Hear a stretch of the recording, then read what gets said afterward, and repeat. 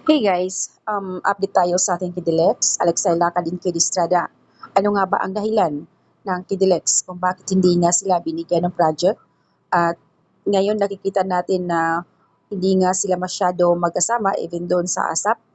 Solo si Alexa, iba yung partner ni Alexa doon sa ASAP.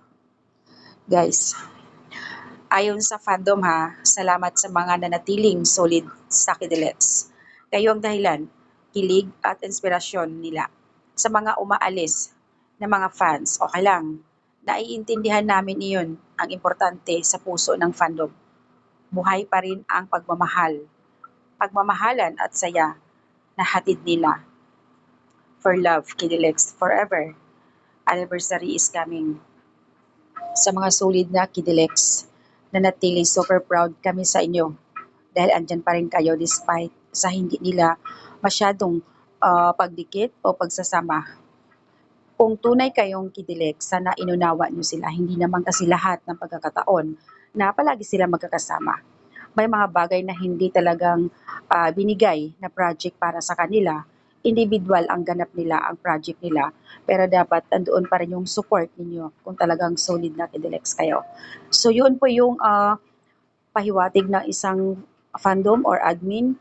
Samantala last week, in-interview nga si Kid Estrada ng ABS-CBN dahil nga may project din si Kiddy na ayon nga sa kanya, reveal niya na hindi naman lahat ng pagkakataon na bibigyan. So, nag-aantay lang din kami ni Alexa. Kahit man individual na project nila, importante tuloy-tuloy. So, yun yung sagot ni KD Estrada sa mga katanungan sa kanya. Kasi ang tanong sa kanya, bakit nga ba ay hindi sila magkasama sa mga ganap na kahit sa kanilang mga Instagram, sa social media account nila, bihira na sila mag-post. Hinala din ng karamihan na may something ang Kidilex kasi nga bihira na nga rin sila magpo-post.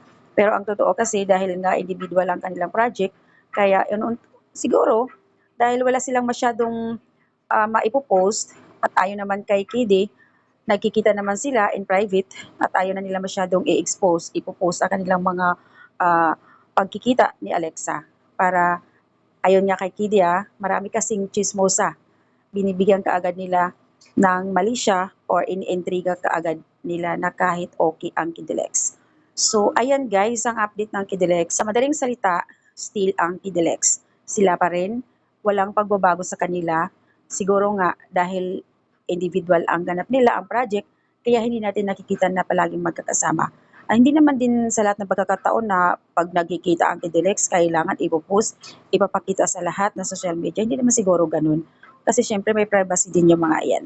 Linawin lang ng admin na still ang Kidilex, sila pa rin at malapit na ang kanilang anniversary.